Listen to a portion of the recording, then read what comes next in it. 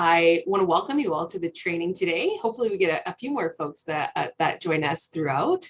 I'm Megan. I am with the Invasive Species Council. Paige is my counterpart here. She's probably familiar to most of you. I want to also point out Natasha Rinas. How do you say your last name, Natasha? Rinas? Renus. There we go. Natasha. Yeah. Doesn't sound like how it's spelled at all. Yeah, but lots of names. Yeah. Okay. So Natasha's with Alberta Environment and Parks, and it was through a grant from Alberta Environment and Parks that we're able to bring to you both the EDDMapS Pro app and this ISM Track applicator record app as well. So with support from Environment and Parks, we're able to do all of this, which is really exciting, and we're really grateful for that. So. And then, of course, joining us to tell us everything he knows about ISM Track is Chuck Bergeron with the University of Georgia, where it's currently 35 degrees Celsius, everyone. And so Chuck is the developer of the EDDMapS apps and EDDMapS Pro and ISM Track, and it's his camp that's been in charge. And we've been really lucky to work with Chuck and his team at the University of Georgia over the years to get some of these things off the ground. So I'm going to be learning with you today. I'm not super familiar with the ISM Track app, and I will hand it over to Chuck in one moment. I guess the other thing I want to point out is that the EDDMapS Pro app is something that you're hopefully already familiar with, and I have two polls that I'm going to launch right now. So just two questions. So we're just kind of curious if you're planning to use EDDMapS Pro this year and or if you're planning to use the ISM Track app. There's a few things that we've got to do on our end to get you set up. So knowing that you're planning to use it is super helpful. And we'll kind of probably revisit this with the whole AAAF again here soon as well. So, okay. So it says that for the first question, is your municipality planning to use EDDMapS Pro this year? 63% said yes, and then 38% said no. Okay. And then is your municipality planning to use ISM Track this year? And 75% said yes, and 25% said no. Okay, cool. Okay, well, that's really handy to know for sure. Awesome, I appreciate that, everyone. Thanks. So with that, I'm going to hand it over to Chuck if you're all set. And maybe, Chuck, you can just quickly explain EDDMapS Pro. I again think that everyone is familiar with it, but I guess the purpose of EDDMapS Pro, and then if you want to jump into ISM Track, and I will open it up. If anyone has questions, Chuck, if you're okay with it, we'll encourage folks to unmute themselves or put it in the chat, or you know, we invite you to turn your videos on if you want to make this a bit of a discussion. Yeah. So Chuck, over to you. Yeah, give me 1 second. I was looking for an answer to a question that I had, and I should have it right here. Okay. Okay. Perfect. Okay. So, let me give you a little bit of a background of where we're at, how we got here, and just a little bit of EDDMapS ISM Track, and then I'll dive into how it all works. So EDDMapS has been going since 2005, 2006. Was about when we started. Continued to expand. Has not been available in Alberta that entire time, but it's been something we've been working on for 15 plus years now. And a few years into that, a invasive plant control company in the United States came to us and said they wanted to be able to take what they were doing on paper to document the daily activities of their crews and turn that into a web phone interface system. And so we built this tool for this company called Invasive Plant Control Incorporated that was called IPC Connect. And for the past around 10 years, they have been using that tool to run their business, to keep up with what their crew's doing on a daily basis and allow their clients to see what their crews are doing on a daily basis on their properties. And then and this was what I was looking for, in 2015, we started working with Minnesota Department of Agriculture and University of Wisconsin to take that tool that was IPC Connect and make it work for a larger audience, where it was not just something that was internal to a company. And that is when that was what is now ISM Track. And the ISM Track is that next level of EDDMapS where you can go in and document exactly how much herbicide was put out, exactly what was done on a daily basis, and capture everything you would need for pesticide records and all that information. And just to give you a little bit of a scale of how much it's been used by Minnesota and Wisconsin, for Minnesota, there's been 51,000 acres of treated with and documented with this tool. In Wisconsin, it's been 69,000 acres. In Minnesota, it's been over 9,000 hours of time. And in Wisconsin, it's been 12,000 hours of time. And interesting, in Wisconsin, in Minnesota, they have 1,023 plus sites. These statistics are a little bit old, plus sites, and 51 users using it in the state. In Wisconsin, they only have 101 sites, but more acres, more hours, and more users with 54 users. So over the past 5 or 6 years, this has been how they've done everything. And the missing piece was the smartphone apps. And so the first app, and we just wanted to make sure the workflow and everything else was all there before we built a mobile interface for it. And so what I'm going to show you is starting off with a few things on the website that you really need to do to get started, and then how the smartphone app works for Android and for iPhone. But I wanted to give you the context about it, that this is where it's new to Alberta. The system that we're using has been being used in Minnesota and Wisconsin for 5-6 years now. And a lot of it is conceptually anyway built upon the fact that you would have an EDDMapS record. It would be a documentation of where, in most cases, a plant would be. And then what would go into ISM Track is the treatment information, what was done to that site where that plant or plants may be. And so I'm going to give you a few examples showing that, and just kind of dive into it. So I guess that's one piece. If you had a lot of EDDMapS data or data in EDDMapS already, then obviously that makes this a little bit easier to select current infestations and show that you're going and treating those infestations. But that's not to say you can't create those records as you're going and continue, in EDDMapS Pro on the EDDMapS website, and you can even do them on the ISM Track website. So that's kind of where we are, how we've gotten to where we're at today. I'm going to show you some examples on both iPhone and on Android. We found a bug when I was testing this morning in the iPhone version that they're submitting an update for right now. So in the next couple of days, it will be fixed. So my version on my phone works, and I'll show it to you that way. But if you download the iPhone version and try to use it today, it's going to give you a problem when you go to one of the maps. So I apologize for that. We have been doing testing and we added a new feature, and the new feature broke something.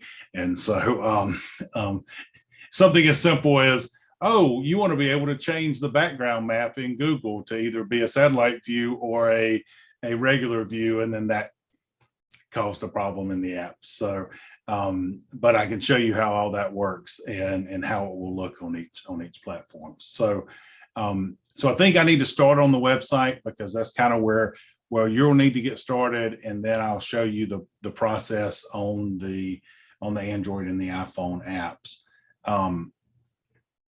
So any questions, general things before I dive into that? We don't have anything in the chat just yet, but yeah, folks, feel free to unmute or type any questions in the chat. So. let me, sorry, with multiple monitors, I'm trying to get everything so I can share my screen. No worries, take your time.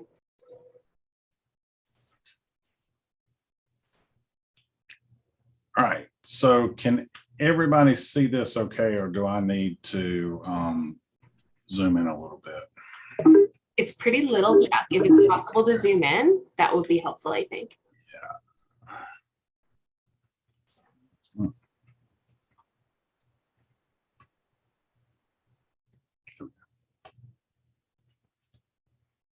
Okay, is that better? That's way better, thank you. Okay, so let me just log out. So when you go to ismtrack.org, there's a cool video here kind of giving an overview that Minnesota put together. There is a link here where you can request access. And so you have to have an EDDMapS account, and then you can request access. That sends an email to Megan, and then she just clicks on a link, and it allows you to log into ISM Track with your EDDMapS login information. So that, yeah, you choose whether you want to log in to Minnesota, Wisconsin, or Alberta. Log in with your EDDMapS account, and that automatically generates an email allowing your account to log into ISM Track. That way we can sort of gauge who is given access to it, and so not just anybody can get in. But I'm going to log in. And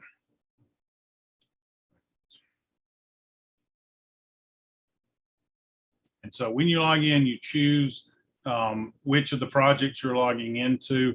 Each for just general security between the different projects, everything is separated. So people in Minnesota and people in Wisconsin do not have access to the Alberta database. They're stored in 3 identical but different databases. So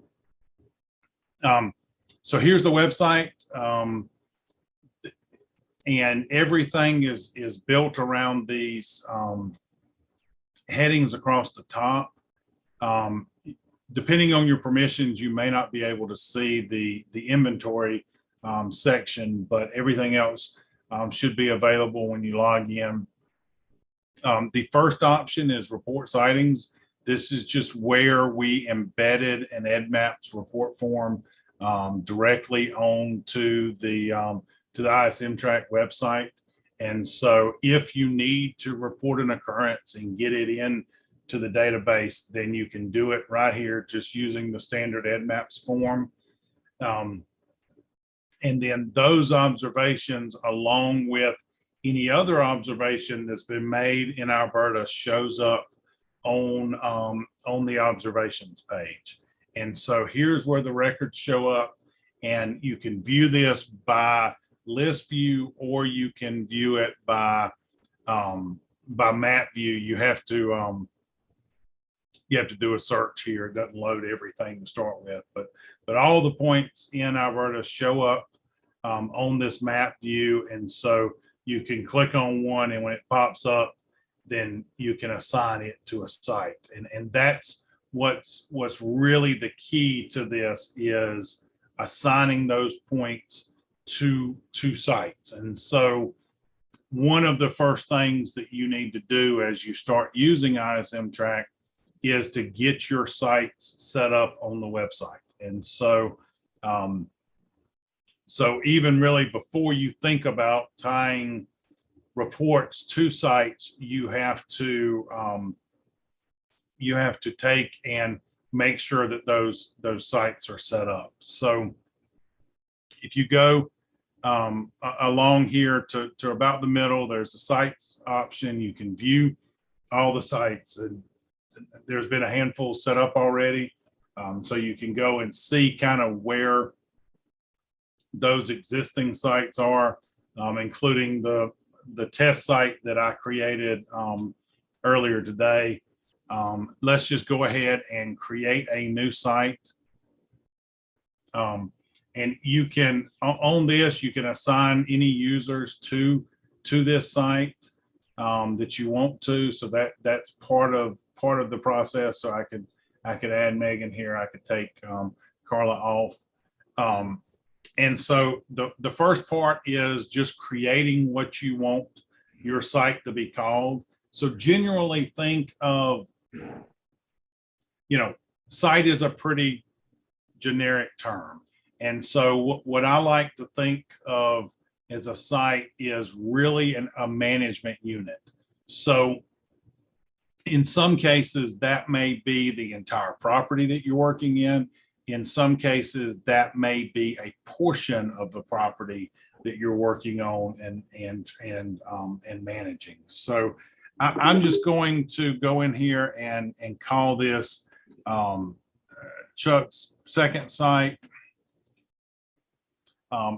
You really want these names to be unique, just to make sure that when you are looking for it, you know exactly where, which one it is. You can also put those into what we call site groups. And so that's just another way when you're looking at your list of sites to be able to say, okay, well, these are all, if you're working in a park, these are all part of this park, but the different and so you could put that as the site group, and then each of the individual sites, with the management units within that, you could give a different name. You can provide as much information as you want to this. If there's any notes to go along with it, if you have a contact name, somebody that you have to call in order to get access to the site, then you can put that there. We have an ability to upload a GPX file if you have one of those of the site, and a lot of GIS software will allow you to take and export to the GPX format. It's one of the cleaner formats that we can upload. But I'm just going to go in here and zoom in, and here we go. We'll just do it as at Calgary Soccer Center. So I'm just going to take and say that this soccer field right here is my site, and I'm going to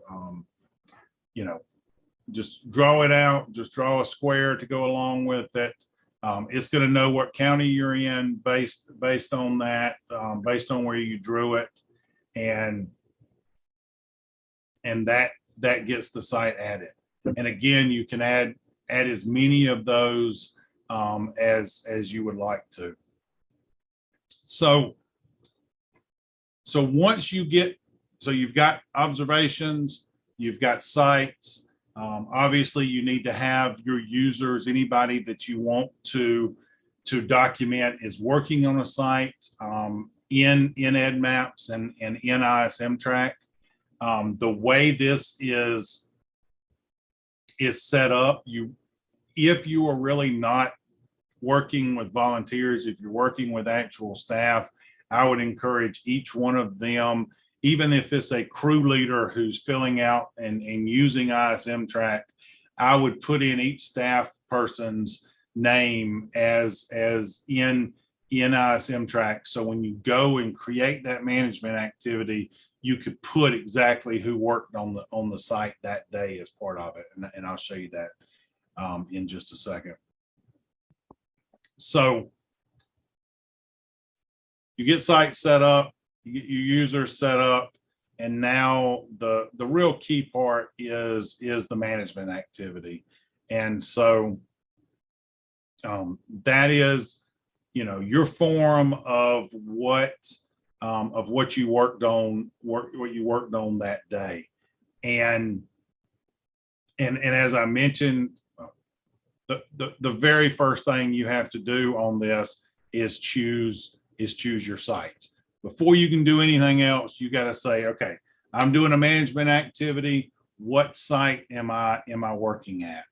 And so if we start with Chuck's test site, then that's going to, and my test site I drew, and it's huge, y'all. So ignore the fact of how big that site is. But I was trying to get in point in EDDMapS, which was this point that would be within that site, and I was doing it quick, so I just drew a huge polygon. But as you can see, once I choose that site, then it shows that polygon for where the site was. If I click on the EDDMapS record here, then it's going to show where that EDDMapS point is on the map. If you select the point, then you are saying, as part of this work this day, then I treated that was part of what I did, was I treated that point. So if you have a whole bunch of points assigned to a site and you only treated some of those points, then you would only choose which of the points that you actually treated that day as on this page. And then your crew list, for this site, I only have Bilal, one of my programmers in here, as a crew member. If I switch over to Chuck's second site, then as you can see, it zooms straight into that soccer field here. I did not have any mappings associated with it, so that's not added. But then when I go to crew list, I have both Bilal and Megan as options on the crew list. And so I can go in here for each one of them, and I can say, okay, well, Bilal worked 8 hours, but Megan got tired at lunch, and so she only worked 4 hours. And so you can keep up with that time aspect for each one of the crew members that are part of this. You also have the option to put in here that the person was a volunteer, just to kind of, if you need to document that for some reason. We are going to be adding a text field here where you could just put in somebody that was kind of a one-time person that was not part of your standard crew, and that would kind of make more sense for working with volunteers. If Bilal had a crew of 3 and Megan had a crew of 2, then you could document that there as well. And then, the rest of this form is really the information that you would need to collect in terms of what was going on at that location. So, what date did you work there? Okay, well, that was today. You can put in and just say you started at 8 a.m. and you worked until 5 p.m. It's calculating the total hours worked here. I think by, as long as that math is right, by calculating that here, so it does that for you, but you can adjust it. It allows you to put your starting and ending mileage, if you want to do that, or just miles traveled.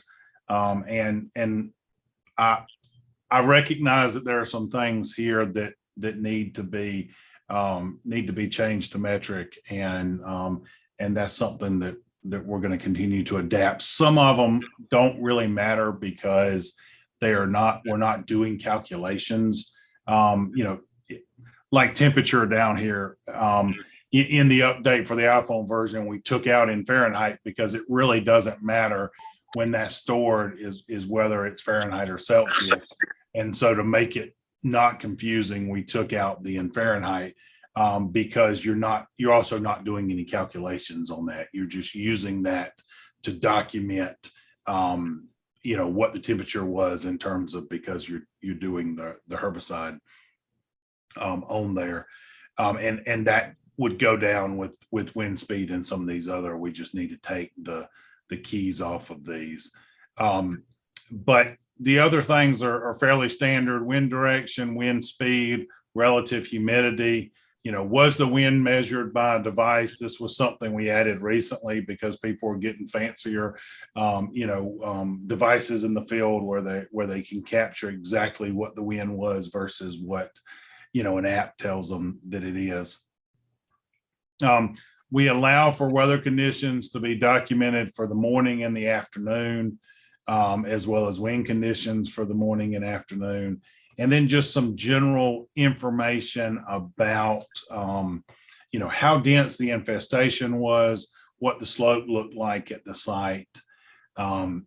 so all of this I kind of think of as all of the additional information that you probably need to record, and it varies from location to location, but all of the options of things that you would need to record if you're out there spraying a pesticide or herbicide. And here's the data that needs to be collected because you're doing that to, protect if somebody complains about drift or something like that. All right, so I think all of that's pretty standard. We'll see these exact same fields when we switch over to the app version of this. It's just a little bit easier to explain on this version. So before I go into the polygons and the chemicals, does anybody have any questions about this part of the form? Chuck, I have some questions. Yeah, go for Again it. here. Yeah, I was just, so you cannot go in and so you've got your points in EDDMapS, and that's what you essentially brought up on the map here, but you still need to create a site in addition to having your EDDMapS points that you are going to address through your applicator records. That's correct? Yes. So you really have three concepts here. You have your observations, which are the EDDMapS records. You have your sites, which are really the locations that you're working in that may contain multiple different species, multiple different EDDMapS points, et cetera. And then you have your management activities. So, and different, I may slip up and call it your site sheet because that's what we originally called it. But because if you're kind of filling out a form on the site, that would be kind of what you filled out. But you're really reporting whatever management activity it may be, whether it be chemical, mechanical, or some other type of work. And so the real reason that you have this in-between concept of sites is because that gives you a way to group all of your activities at a location together. And so, that's really where that, and like I mentioned to begin with, and if we use the simple soccer fields as an example, this may be all part of the Calgary Soccer Center, and it may be Calgary Soccer Center, Field 1, Field 2, Field 3. And so you would have a site for Field 1, a site for Field 2, a site for Field 3. Hopefully Calgary Soccer Center, Field 1, Field 2, Field 3 to name it better. But then as you would go out and work on whichever one, then that would be where you would designate that. In some cases, if it wasn't that complicated, then you would just make the site all one big location, and then it would be whatever work you did in that location. So does that help? Yes. Yeah, definitely. And so it really comes down to being able to view your management activities and be able to, not just look at what date you were there, but where you were at and having a name for that. So I'm going to continue unless anybody else has anything. I'm not seeing anything in the chat right now, but and I've got some more stuff, but why don't you continue? Because I think you'll probably address my questions and then we'll take it from there. Yeah. Yeah, no. So I talked about crew already. And again, this is, you limit your options by your crew when you set the site up and you assign users to that site. And so just kind of think about it from that standpoint. So, if all your crew work in all of the sites that you manage, then it's really easy. You just add them all there and then choose which ones worked at the location that day. But you also can, if you have crews that work in different areas, then you can break that up as well. So the next real option is, what did you do? And we have, over the years, created a pretty exhaustive list of different types of treatments. And so the app breaks these up just a little bit more, just to kind of make it easier for the user. But on a website, you can get a full list and kind of tie, check things out a little bit better there. There you will notice that, in addition to different mechanical and chemical options, we also have put things in here like travel, like monitoring, like revegetation, like safety training. So if you really wanted to keep track of, all the hours that somebody was doing, even when they were not doing treatments, you would be able to do that through this. So I'm not saying you've got to, I'm just saying that we have those kind of methods here in order to be able to do that. And this list is set up under inventory here, under methods. And so Megan and whoever else would be an administrator can go in, and let me open this in a new window and I'll just show you. Can go in and add new methods or even delete methods from this list. So that is another option as well. But everybody does not have access to that. So if some users wanted to have more options and be able to adjust what those methods look like, you don't delete a method that another user is using. They're all system wide. And as we get into the different chemicals, that same option is here, where you can go in and add additional chemicals and add different information to them as well. Chuck, I think there was a question from somebody. Was that you, Hannah? And I see you've got. Yeah. Go ahead. Yeah, that was me. Hi, Chuck. I was wondering if this inventory section is also available in the app. It's also available in the app. Yeah. Like, can you access this inventory section in the app? Or is this just web-based? So yes, what the app syncs this list to, so you can't edit the pesticides and you cannot edit the methods in the app, but you can, but when you go and do something, your list of chemicals or your list of methods is synced to the list that's on the website. Perfect. Thank you. No problem. I got it working. Yeah, I did not see, I must not be able, I can see the chat, but I can't see the questions, Megan. So if somebody puts something in a question, then I'll let you know. Yeah, let me know.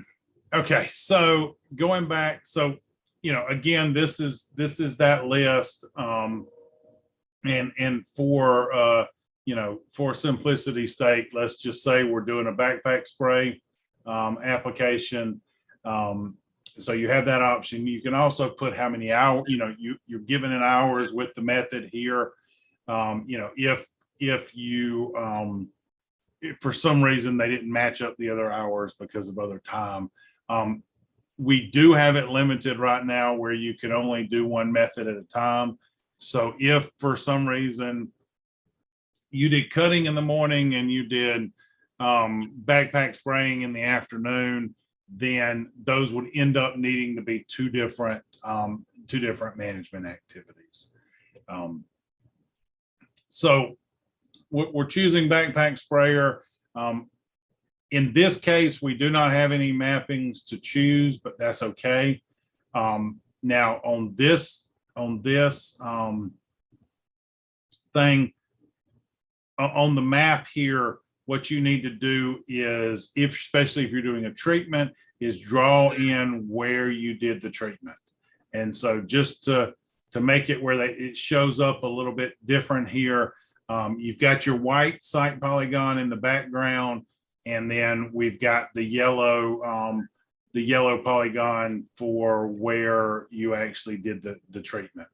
And so if there were polygons with the EDDMapS records, then those would show up in red on here. So you can really see, hopefully, and it gets crazy depending on what the background is. But, your goal here is to draw in where you actually treated that day on the map. And so over the time of doing this, the current way we're doing this is you drawing the polygon based on the thing. Probably in a later version, we will add the ability to be able to actually walk a polygon in the field. That's something we're looking at. But when we were first building a lot of this and talking to the crew leaders we talked to, nobody wanted to, at the end of the day, also have to walk around where they worked that day. They just wanted to be able to draw the polygon and be done with it. So this works very much the same on the app version that I'll show in a few minutes. Okay, so the last few things on this form is the pesticide information. The way this is set up is, let's say you put out 10 gallons, then you add to the mix and you choose. We tried to simplify this a little bit, and let's say you did 10 gallons. It was a spot treatment, and this page has both the adjuvants, the dyes, as well as the pesticides. And we have tried to give options. As you can see on here, we've got a generic glyphosate option, and there's also an Accord here too. So, and there should be a Roundup on here as well. So we've tried to pre-populate this with a lot of the chemicals, and we can easily add others, and Megan can add others as well as we can add them if there's something that's missing. But we've tried to get both the generic name and the brand names in for a lot of these.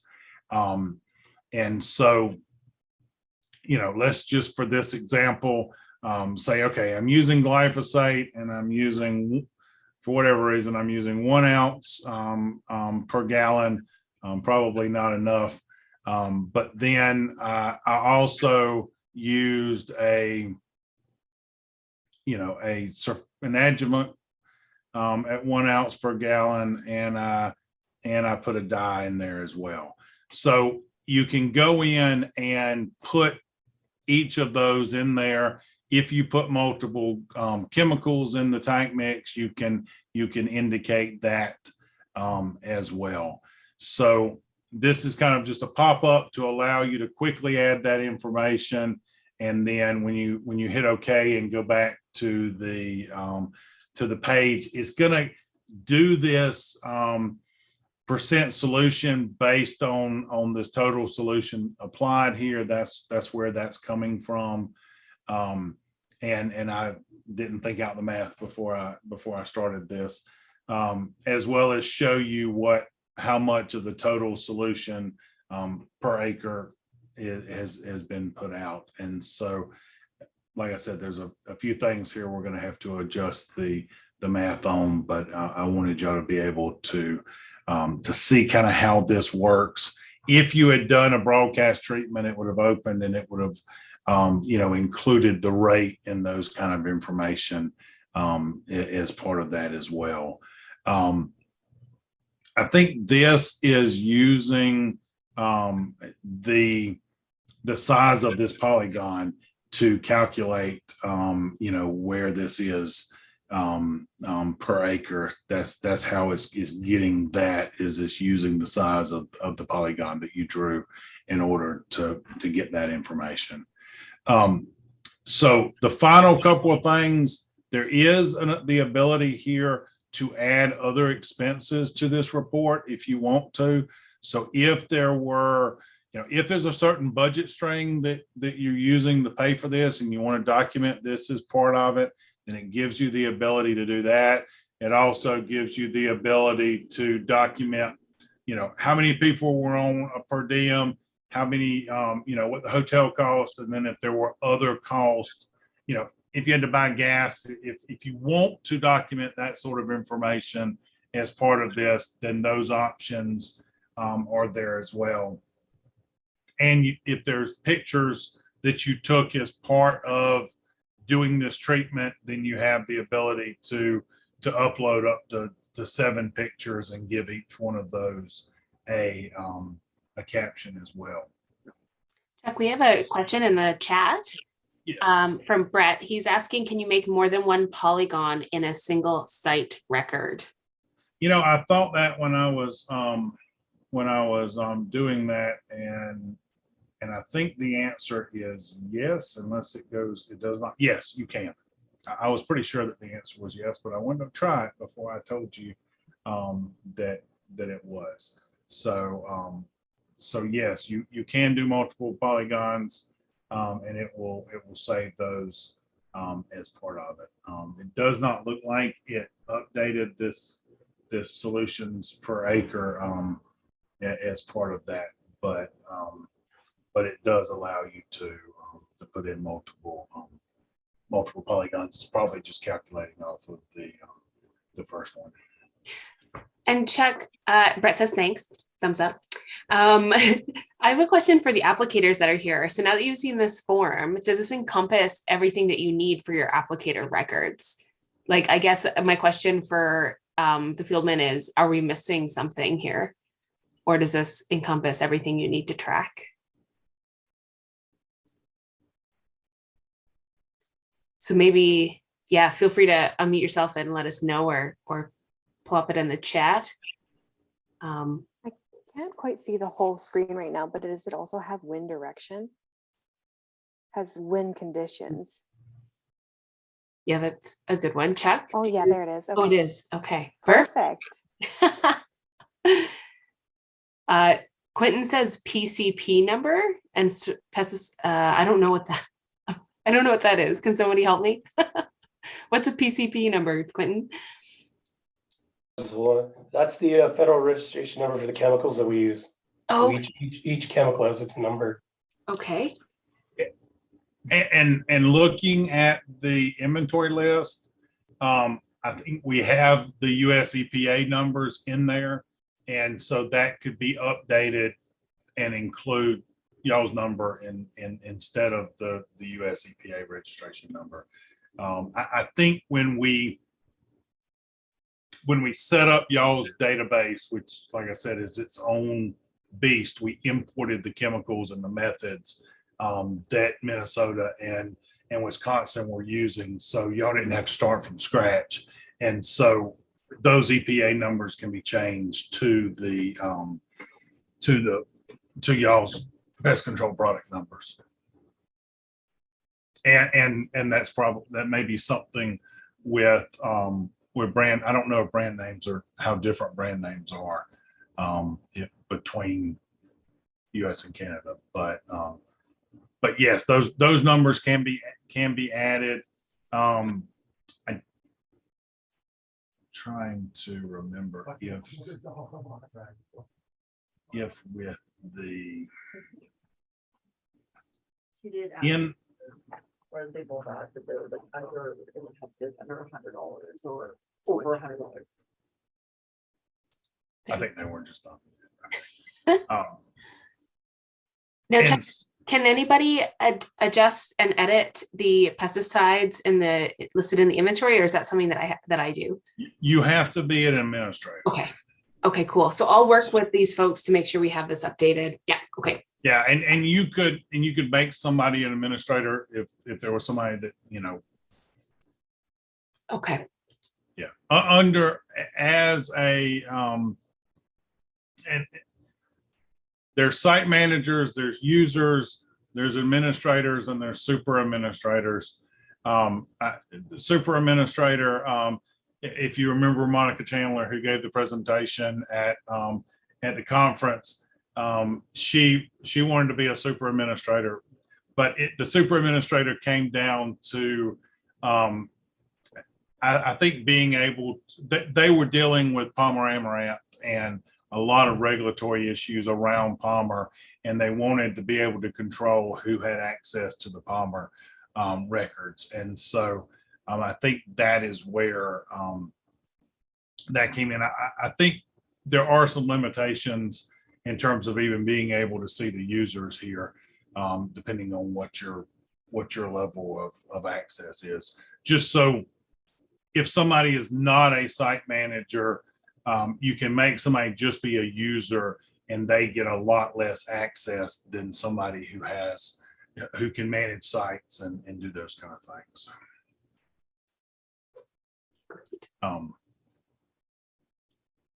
And this page does you can mark this as not complete and still submit it. So you kind of know you need to go back and look at it and add more information to it for whatever, if you need to do that for whatever reason. But that's the form, that's the field. All of these fields match when we're going to switch over to the phone version, which I can do now. It's a multi-form page versus everything being on one screen like it is here, just to allow you to kind of move around and do different things and come back to it. The real power of this system is, being able to do queries and do reports of your data of what you've put in.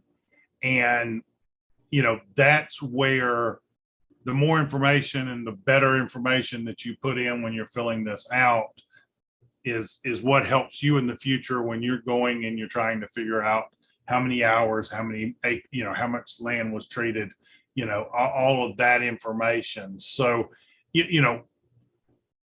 what we've seen after Minnesota and others using this for so long is if they do not put all of that information in, or they aren't consistent about what information they put in, especially for like a county level, then it makes the data that comes out not as good. So just remember that, and remember that as you're thinking about it, that if you're not careful with if you're not consistent, you can put in little amount of data, but you just want to be consistent about doing that. So the question is, can a site have multiple report activities? Yes. So a site can have multiple report activities in a day. It can have, and if you go back to it multiple days, and then even better, if you go back to it multiple years, then that's where you would be able to, over time, see, change over time. And again, that's all how you document that. But because what you're drawing with the management activity polygon, if you're doing like a treatment, you're drawing where you sprayed. And so one thing to think about is, do you also do a management activity where you go back and do a monitoring activity where you go back and go, okay, well, this infestation went from where it originally was to a smaller size, and whether you do that as an EDDMapS revisit or whether you do it in ISM Track is really up to you as the user on which way it makes sense.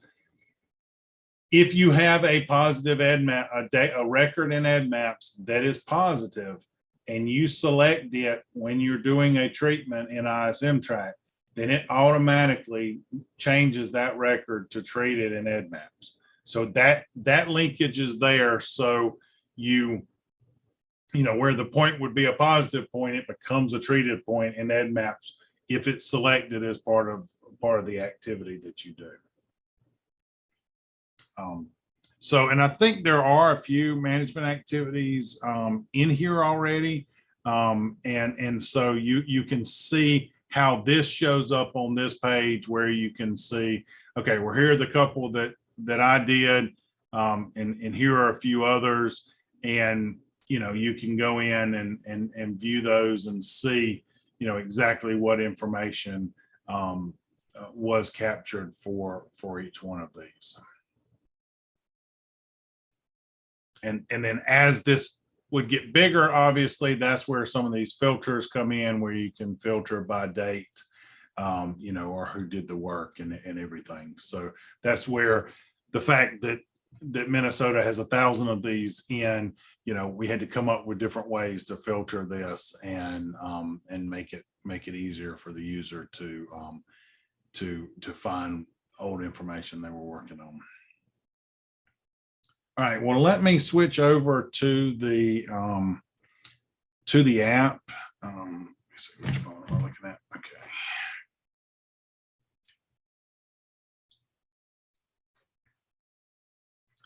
Okay. So that.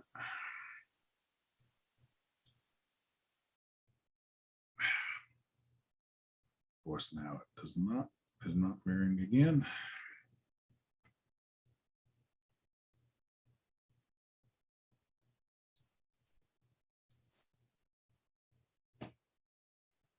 Oh, is it giving you some grief, Chuck? No, I just it was mirroring the app, and then it wasn't because I had gone away from it. So, all right, Nice. okay. So, this is on the y'all can see my Android screen, right? Yes. Okay. So, you're on your Android device. You launch ISM Track.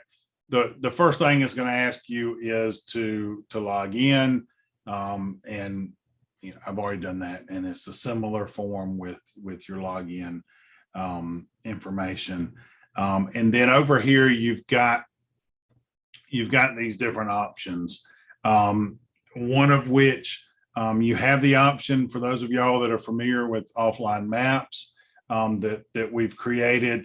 You can go in and download. This is your same list of offline maps that would show up in EDDMapS Pro.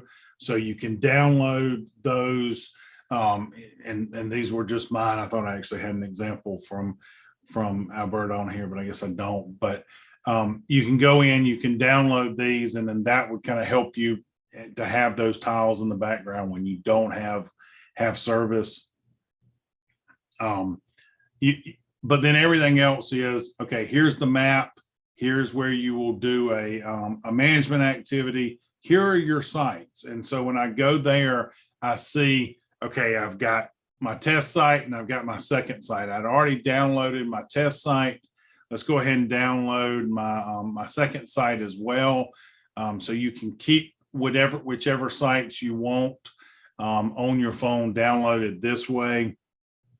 Under app settings, that's where you can, where you log in, it shows you the current version. I'll show you a couple of differences on the iPhone version that aren't on this Android version when we switch over to that. But so you've got to get the sites that you're planning on working on downloaded.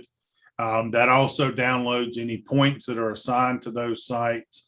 So that's kind of why you have this refresh option here. So if you upgrade a site and add new points to it, you can go refresh those sites. So what I'm going to do is go through the management activity on here on the Android, and then I'll show it to you on the iPhone. If you have the current version of the iPhone app on your phone, it will crash going through the management activity and close the app. But that is fixed on my phone, and the new update will be in the store in the next day or two, where it doesn't do that anymore. So again, first thing, you pick your site. I'm going to choose my second site again. You choose a method category. This was to shorten that other list and to change some of the options on the form based on what you choose here. So we're just going to choose herbicide to keep the pesticide questions there, versus if you did mechanical, you would not get those pesticide questions. And then again, what method, we'll do backpack sprayer again. Everything else on this form is optional, so I'm just going to skip it instead of putting it all in. But the first screen is really setting up your crew, setting up your category, and some of the basic information like mileage if you need that. And then screen 2 is where your polygons are at. And so you start off, it zoomed you in to see that site polygon. If you had mapping records associated with this, you would see those down at the bottom, down at the bottom part of the screen here. And then you can draw a polygon just like you can on the website. And I'm gonna, and y'all aren't seeing me point obviously, but I'll go in and here are your, here's your polygon that you overlay on it. I'm gonna hit done. You can see that polygon there, and then go to the next screen. And then this is all of your weather information, your slope, your weather conditions, all of that, those pieces that we talked about exactly like the other form. So you document as much of that as relevant, and then it takes you in to the pesticide side of things. Again, it gives you the option.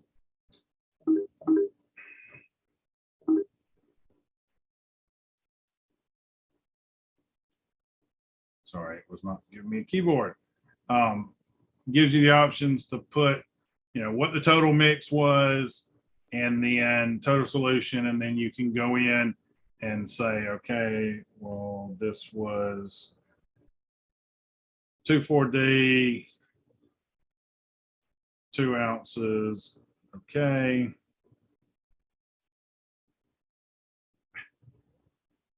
And mix. Sorry, y'all, I'm not a Android user. Ounces, add to treatment. You have to do that add to treatment. That adds the line there. And then it allows you to choose your next one. So if you're doing an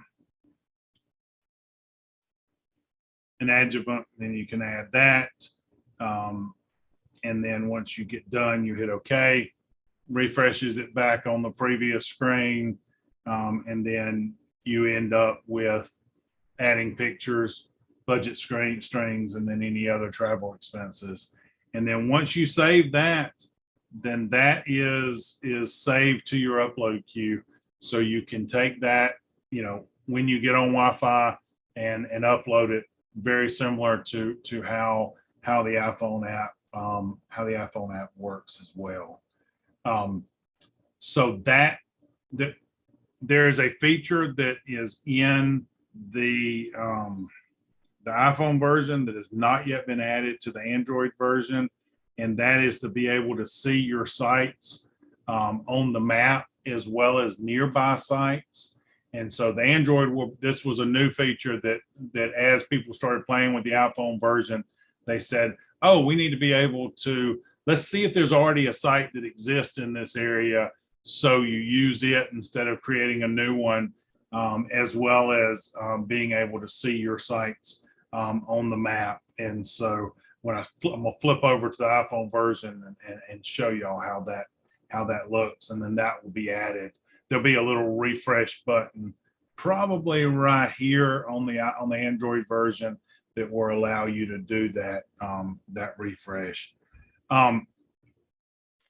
The last thing I want to show you that we added to the app is this calibration calculator. We will obviously have to go in here and do the adjustments for other for metric units, but there's also a PDF that goes through and shows how this works and gives you a little bit of information on how to do calibration, And then we just went ahead and built in this calculator as a additional tool. So you could just have another feature within the within ISM Track and not having to go to another app. The one thing that we did not add to the ISM Track app is the ability to make an EDDMapS report. So if you want to make an EDDMapS report, then you need to do that in EDDMapS or in EDDMapS Pro. Hey, Chuck, I So- think we have a question from Hannah. If I Okay. can, you know, Yes, sorry, I can't. I'm trying to look at three things, and yes, I didn't see it. So go ahead, Hannah. Sorry. No, that's all right. I just Tell thought me, I'd to shut up. I thought I would catch you before you hop over into the iPhone version. So let's say your spray day, you're going to have roughly the same weather and you'll call it the same job. So now that you've created one polygon, can you create several polygons within that area and they'll still show up? So I know we did that on Yeah, I think we did that. I'm just kind of curious, like, how do you find that site to add it again, or how would we go about that? Because most of the additions are going to be added on the phone because you'll be out and about spraying is what the hope is. So when you do, let's do my other test site real quick and go through that. So, you know, of course, in this case, we've got this huge area that was the site, probably much bigger than you should ever do one, obviously. But you know, you can come in here and draw. And I'm thinking it only will let you draw one polygon on here, unlike the website where you can do two. I think no, it will let you do multiple ones. Okay. So yeah, if you were to treat different areas in the same nearby thing, but you know, here's your one treatment polygon, here's your other treatment polygon, then if I'm answering your question, you looked at me like maybe I'm not. But so yes, in here, and we'll check the iPhone version as well when we switch over. But you can draw. I think you have to, you have to hit done and go back in to do it, or it will screw up and do what I just did there. But you can have multiple polygons in here. Because each time you go in, it's drawing a new polygon. So one of the little bit of a disadvantage with the iPhone version is not being, I mean, with the Android version and probably with the iPhone version versus the website. With the website, we left the little vertices on there where you can adjust it once it's closed. You really can't do that as well on the touchscreen interface. And so that's where, you know, the way he's got this set up is you can draw each polygon. You have to hit done and then go back in and draw another polygon. And a lot of that comes down to how you are kind of managing your data and what you want to collect. And so, you know, if you had an EDDMapS record that was a polygon, then what you would see here, as well as the site polygon, is the polygon of the EDDMapS infestation. So if it was a continuous patch of you know, name your weed, then your treatment polygon would ideally, you know, be a part of or be all of where that EDDMapS polygon would be. And so it's all, but then some people just want to use points and then say, just show where they were actually there. So, you know, it's a little bit, the better data you have with the infestation data, the easier it's going to be to draw your treatment polygons. And you know, what they're doing with the IPC Connect product is they're actually in a lot of cases dropping boundary points, when they're out working in the field during the day. And then at the end of the day, they get on the computer and they draw the polygon based on kind of where those boundary points are, because they don't have an app to do this part of it with. So that's kind of another way of doing it. But the hope would be that with these apps, being able to actually kind of figure out where you are on the map and sketch that out of where you treated. And, you know, if you treated one area in the morning and one area in the afternoon, then you may just create two management activities just to be able to make it easier on you, because, you know, that was kind of made, you know, if you worked in one area and then you moved to another area, it may make more sense just to kind of, because then you would capture all that weather data again, just kind of depending on what you're doing and how, you know, how precise you want to be with some of this. Awesome, thank you. Yeah, I hope that helped, because some of this is really about how you use it. We tried to build the tool and then kind of give the users the way of doing it. And I see a question: when you look at a site after several spray days, do all the polygons appear? So yes, you can go into, and I'll jump back to the website, and you can go into the website and turn on what treatments, what days, what dates you want to see, and then see the different polygons stacked on top of each other. There's some really crazy examples on some of the Minnesota ones. Just for time's sake, after I paid attention to what time it was, let me jump over to the iPhone version. Similar thing. It starts off with the map. It's gonna start you off zoomed in on where you currently are. As you can see in this case, that huge site that I drew also shows up on the map because I downloaded it. If I go to my sites and refresh, there's my second site shows up, and I can download that one as well. And so now when I go back to the map, then you've got both of those sites. And in this case, one of them is actually within the other one. But that's why we kind of also put these markers on there, so you can kind of see. The markers are just in the centroid of the polygon, and they're just there to kind of help you, you know, figure out where it is if it's a very small polygon. Again, the exact same options along the side here for the iPhone version, just slight differences in how the forms look, just because of the difference between the iPhone version and the Android version. You know, whichever, you know, if we start off with my second site, again, you can do herbicide. You know, we can do ATV with spray boom, you know, change the other information. The next button is at the top of the screen versus at the bottom of the screen, just because of how iPhone works.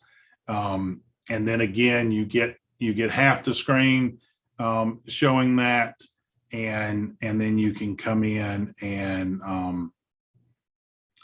draw your polygon and hit done, and it will show it on the screen along with the other one. If you had your mappings there, that's where those would show. And then exact same form, other than the differences with between the two interfaces. And then you can add the treatments the same way, a little bit different in how it shows them up, but we're going to add glyphosate. We're going to put in 1 ounce at a rate of whatever, 2 quarts per acre. We're going to add that treatment. It adds it, and then you can continue. You know, if you put other chemicals, or if you put the surfactants in there, then that can be added there as well. Once you're done, you hit done. It shows you everything you added, and then you can finish out the form with pictures or travel expenses. You save it. Excuse me. It goes in to your queue. You upload that. It adds it to the website where you can see it just like the other ones. And I will switch back over here. So if you go, hold on, we'll try this, and then if it, you go and you view one of the sites. So here is the general information about the site. And then you've got your management activities listed here. And so here's the case where you turn on this management activity and it shows the polygons on the map on top of where the site is. And if there were, you know, years and years of data or days and days of data, then you would see all those and you could turn on whichever ones you wanted to turn on or turn off. And it also, we added to this where, you know, is giving you a summary of what's been done on that site, you know, just directly on this page. So, you know, if there were different species treated and all, then all of that information would show up here. And I can switch over to the Minnesota version and show you all a little bit better how that would look if you want me to. But that's, you know, the gist of it is we went ahead, as we were writing some of the different reports, we went ahead and added those directly to these pages. So you would be able to see that, you know, a snapshot of that without having to go in and do a report, because you're working on this site. You want to see everything that's been done on this site, how much chemical has been put out, what kind of methods have been used. And so all of that's kind of here on one page. So it is 2:19 y'all's time. So I wanted to make sure that there's plenty of time. I've got plenty of time, but I didn't want to keep y'all if y'all have questions or other things that I can dive into more. I'm not seeing anything in the chat right now, Chuck, but I know I'm still a little confused about, so I understand it links to the EDDMapS reports, but is that by default when you create a management activity that encompasses an EDDMapS point? Is that how it links it? So once you set your site up, then you have to go assign points to that site. And so, oh, right. Okay. So you have to, and like right here, I'm going to undo this. And so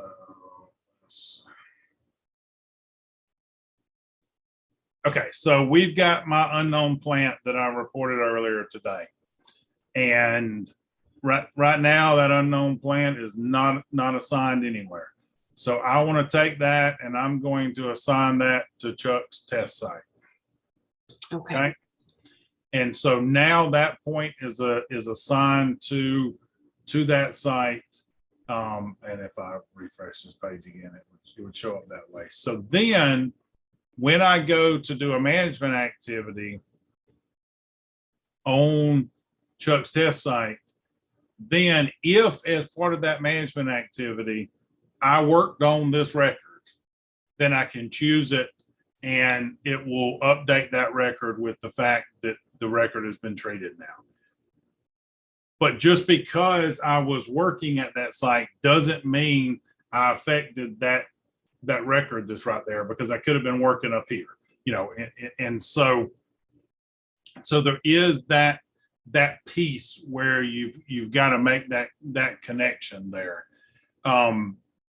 So, but that's where if you've got a lot of EDDMapS data already, then you focus on tying that to these really site/management unit, however you want to think about it. You know, you go in and you assign those. If you don't, then getting those records in EDDMapS, you know, that's the public part. That's where, okay, I've got, here's what the public's seeing is the weeds, and they're seeing that work is being done on those. They're not seeing what chemicals are sprayed. They're not seeing all you know, who worked on it. And that's why how we've tried to balance that between those two things. And that's also why on this observations page, you can view things in a map view, and you can filter that map by species, by county, by reporter, to make it really easy for you to go in and go, we'll give this a second to load, but okay, you know, I'm working on here. Let's go ahead and assign this record to a site, and then here's your sites that you have an option for. So you can do this from a map, from a filtered view, to be able to make it, you know, quicker to go in and select different existing points and tie them in. And then I saw a question about the management activity.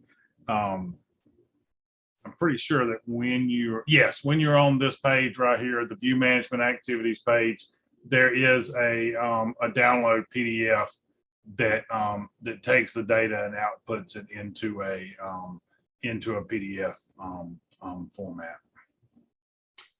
Can you Yeah. also export, like do a query and like export by like a crew at the end of the season and get all of the records like in Excel or something? Yeah, so there's a couple of different queries and reports that we've built in. It's not going to show you a whole lot because there's not very much data in here. But yes, you can query in different ways, and it will either output it as a table or as a format that you can download in. And this is something that, you know, we are always, I think if I do this, it will show at least show these. So yeah, so you can output, you know, the general data and then export this as an Excel file once you get it out. And this report was based on management hours. If you change that to labor, we must not document any in labor. If you change that to pesticide used, then yeah, each one of those would show you that information, and then you could export it as an Excel file. But it's again making sure that you're at least consistent on what fields you enter, because if not, then at the end of the year when you go to pull this data out, if one of your crews entered hours one way and one of them entered hours a different way, then you're going to get inconsistent data when you come out of it. But we've tried to leave that to you as the users to figure out, because one county may be different than another county. And so by not requiring certain fields, we kind of leave it up to how you want to manage that, you know, because one area may want to track other expenses and one area may not care about that. Yeah. So that's why we've tried to leave that a little bit open in terms of how it works. Nice. And what we haven't done yet, Megan, but we will do, and for everybody else's information. So the ISM Track team from Minnesota and Wisconsin, we have roughly monthly meetings to kind of talk about what's working, what's not working, what needs to improve. And so we need to get Megan, you, and maybe you know, a handful of others included in those meetings, because the goal of this is to keep it on the same general code base.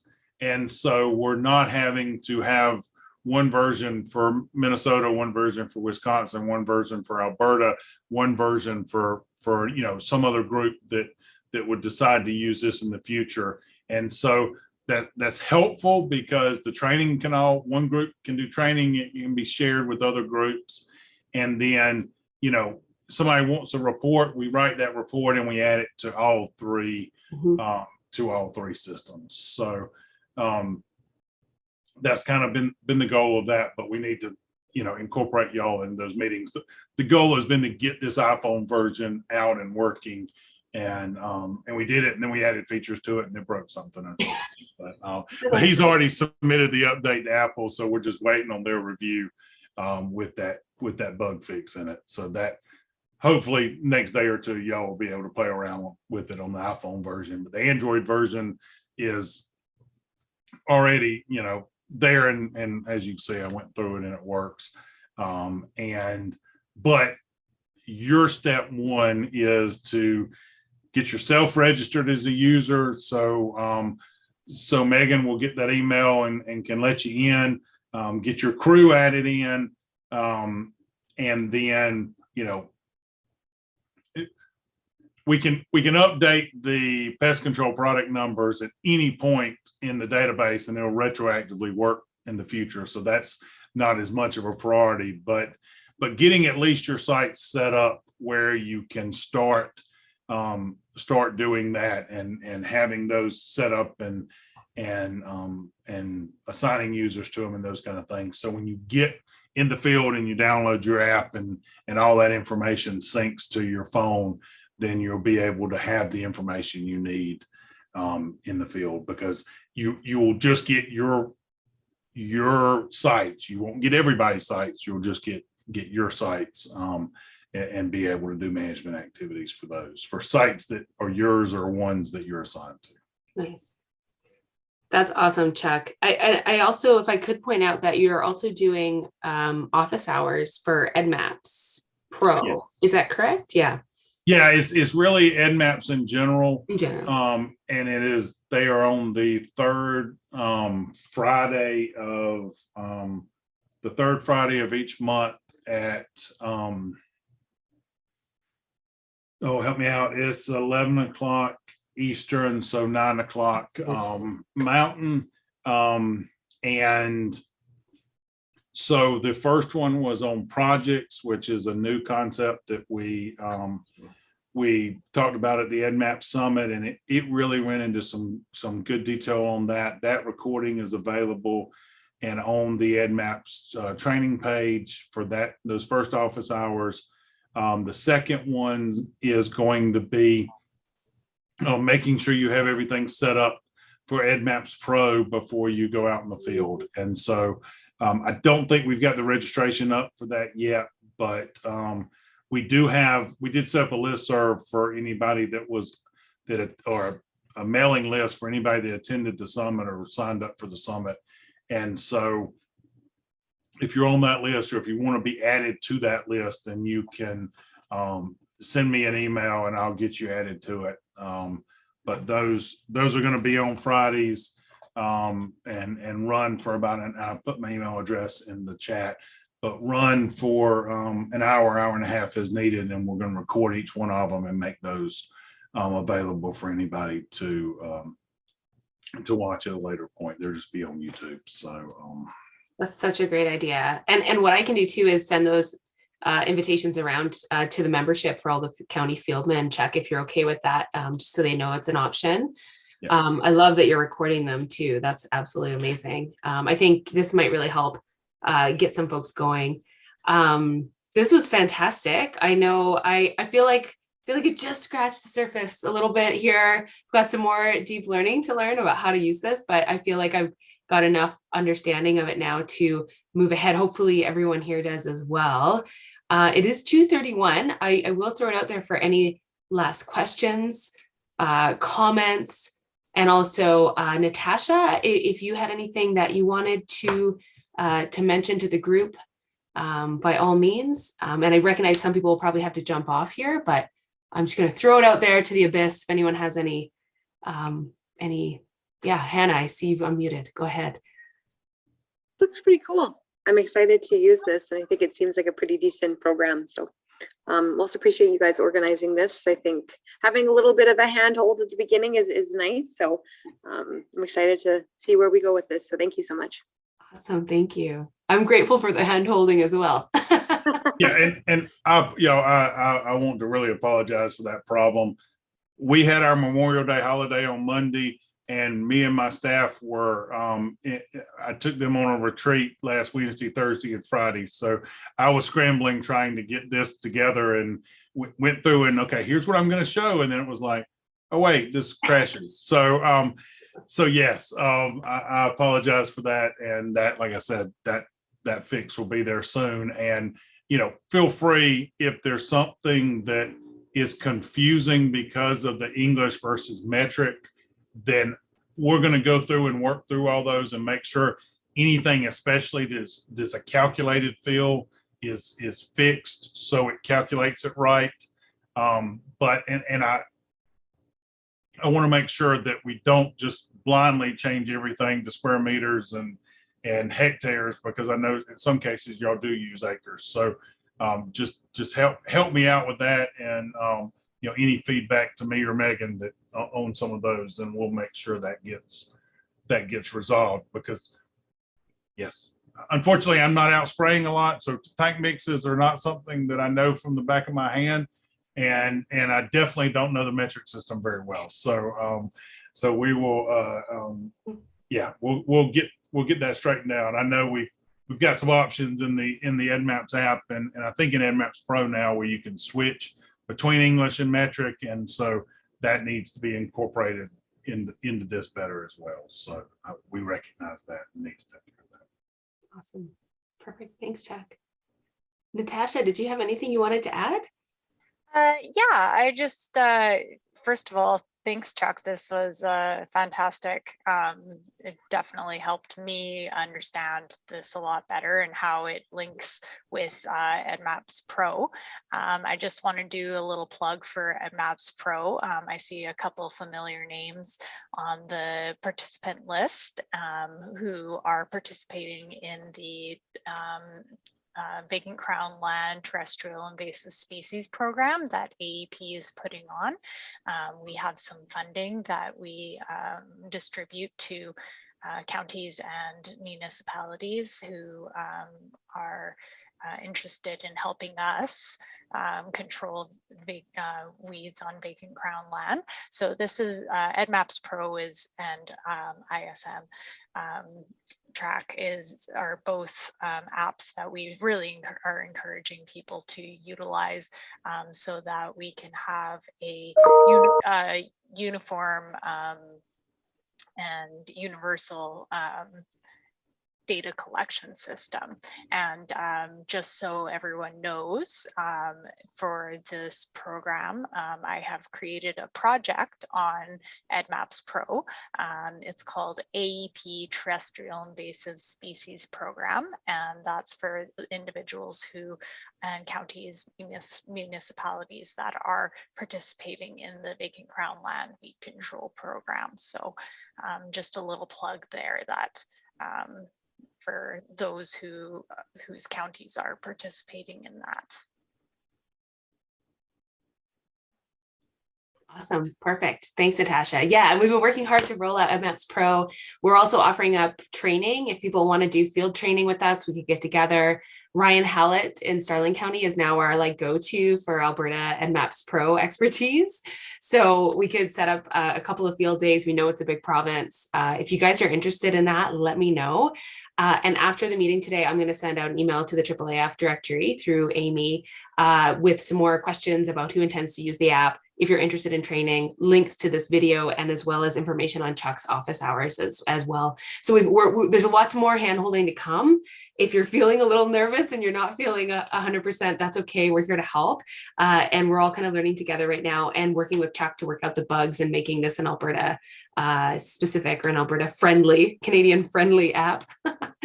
So we sure appreciate Chuck's willingness to always help us out with that stuff as well. So yeah, okay, 2:36. We're not doing too bad for time. We're just a couple minutes over. yeah, if there's nothing else, we can log off for the day. We did keep you a little bit over time, but a huge thank you to Chuck as always. And I gave him no notice. Chuck had no notice that he was doing this today, like almost none, but I know I can always count on him. And he was fixing things right up until we went live, and Chuck, thank you as always. It's my fault for taking next week off. I messed up the schedule for going on vacation. So I apologize. And I will mention, as you get into this, at some point you're going to go, where it would be nice if when I made my EDDMapS report, I could automatically assign it to a site. Okay. That thought is going to go through your brain. And when we first started this, we added to the Glendon app the ability to do that. Okay. The app that covered Minnesota and Wisconsin. Then the problem became where I didn't create my site before I created my record. And so then you have to add a way to create sites in the app. And then people that don't use ISM Track don't understand the concept of site, and then they start adding sites. And so I think it's going to be a problem we're going to fix again through EDDMapS Pro. I just want to make you aware that we tried it. It caused a heck of a lot of confusion.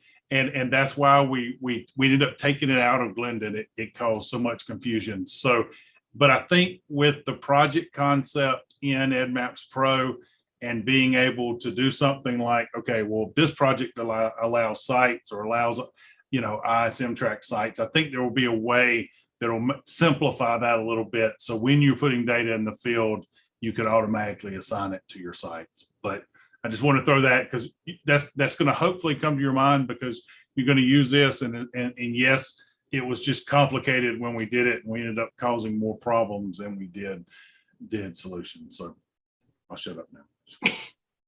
That's perfect. Thanks, Chuck. Yeah. No, that's awesome. Thanks again, Chuck. Again, super short notice. Chuck's always so great and easy to work with.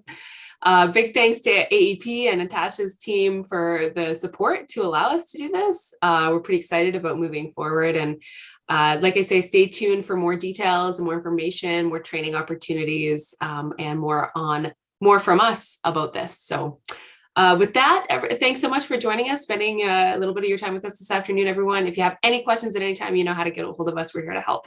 Thank you, and we'll see you all later. Thanks. Thanks. Awesome.